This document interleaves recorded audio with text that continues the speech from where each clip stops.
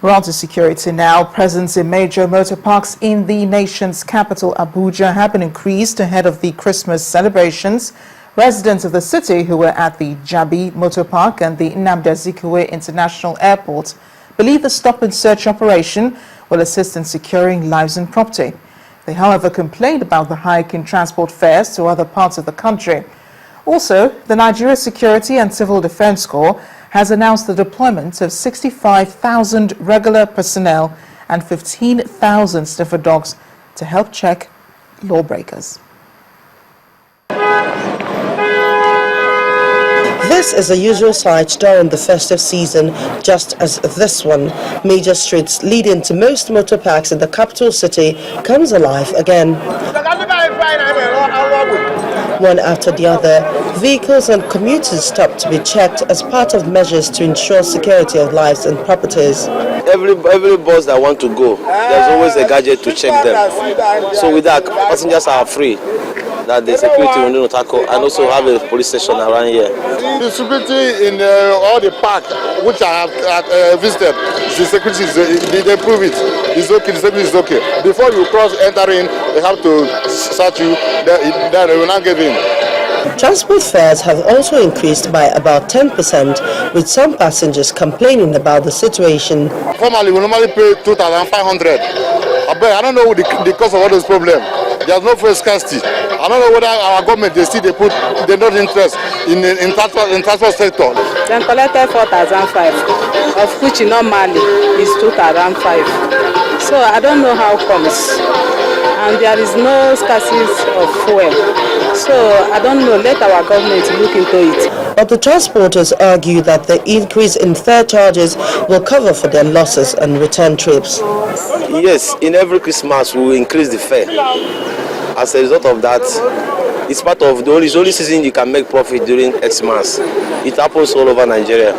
Meanwhile, the Nigerian Security and Civil Defense Corps has announced the deployment of over 60,000 regular personnel and 15,000 sniffer dogs to check the activities of potential troubleshooters. We have mapped out different strategies to make sure that we are able to meet up these various challenges.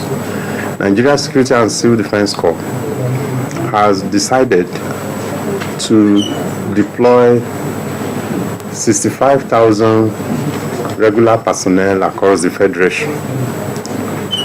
They will be in strategic places, and even this morning, if you move around, you will still see them in strategic places in order to checkmate movement of people.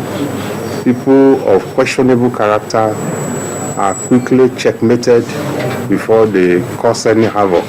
Although our cameras were not allowed into the arrival hall of the Nnamdi Azikiwe International Airport, the premises also came alive as Abuja residents traveled to celebrate the Christmas and New Year holidays with their loved ones.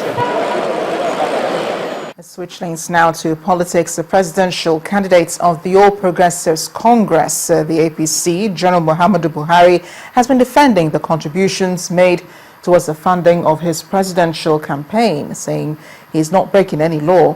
At a press conference in Abuja, General Buhari said that he has adopted the approach by U.S. President Barack Obama by asking his supporters to contribute towards his campaign. He explained that Nigerians have been contributing the sum of 100 naira each, and so far the sum of 54.4 million naira has been realized through direct deposit and sale of donation cards. My strengths mainly are the ordinary people. That 100 naira is plenty of money for them. But I know they will make the sacrifice, especially when I said I'm going to sign the check to get even a kobo outside that amount. That's why I depend on them. We are taking this idea mainly from what happened in the United States. When Obama came out to contest, he was a colored person in the United States. The big companies are not for him and so on. But he knows that he has got ground foot soldiers. So when he came with this idea, he was able to finance his campaign without looking for money bags or anybody influential. So he remained independent and was hostage to nobody. And this is what I want to achieve. The APC presidential candidates, General Muhammadu Buhari, and the All Progressives Congress presidential campaign has been officially flagged off with the Director General of the campaign organization, River State Governor Chibike Amechi, promising Nigerians that the party's campaigns will be based on issues. In his maiden press briefing in Lagos, he tried to raise confidence in Nigerians when he said the party is not prepared to go down with any political party on irrelevant issues. And that's because General Muhammadu Buhari, he says, has a lot to do for Nigerians. We'll try and go around the 36 states and hope that Nigerians will hear the message. The message is simple. Buhari chased away Maitasene. How many Nigerians, unless you're a young boy, you may not know, but how many Nigerians remember that Maitasene is like Boko Haram? And they were killing people in Borno and Kano. And that it took Buhari to chase them away. And that's because he's a strong leader. He is a strong leader. You need a strong leader now to chase away Boko Haram, or Boko Haram will chase us away. There are reports that 32 persons have been killed in Bauchi and Gombe. So you need a Buhari to be able to fight insurgency. And I think Buhari will deal with that. The country may be broke now because of two factors. The first factor, and very critical and important, is the factor of the diversion of funds in an NPC. So that we'll deal with. The way to deal with that is to fight corruption. Once you fight corruption, you save money. That money we save from corruption will be put back in the economy. And then that will be another way to create employment. We'll deal with power. Because if you don't deal with power, you certainly cannot deal with employment. Industrialization, the essential factor for industrialization from elementary economics is power. So the political map has changed. That's why I believe that by God's grace, we will win. We kickstart our usual end-of-year review of the various sectors, and tonight we begin with politics.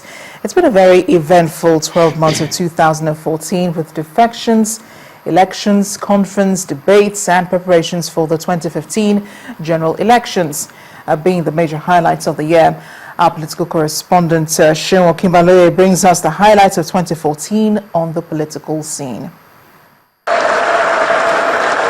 With that presidential nationwide address in the wee hours of the first day of 2014, the new year rode in with high expectations. All Nigerians trustees to know the areas they will participate. Of significance in the speech is the issue of national conference and promise by the Jonathan administration to organize a much-needed dialogue. Skepticism trailed the announcement, but it did eventually take place, although amidst controversies. There are salient issues that we must discuss on the floor. And the report was presented to the president. But for me, for convoking the national conference is the major problem of solving our problem in this country. The conduct of a few staggered elections put to test the readiness of the Independent National Electoral Commission, INEC, for future polls, especially the 2015 general elections. First was the Anambra State governorship election, where an error in the indemnity area marred the process, leading to a supplementary poll. Mr. Willie Obiano emerged winner at the end. Then followed the Ekiti State governorship election, the outcome of which shook the political landscape, with former Governor Ayodele Fayose staging a comeback in a dramatic win in all the 16 local government areas.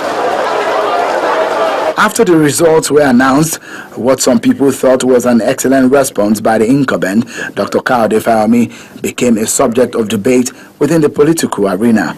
If indeed this is the will of the Ekiti people, I stand in deference to your will. Cross over to Osun State, and Ralph Aregbesola showed his dominance in the politics of the state with a comfortable victory. In accordance with the law, INEC released the timetable for the 2015 elections, but that raised a lot of concerns.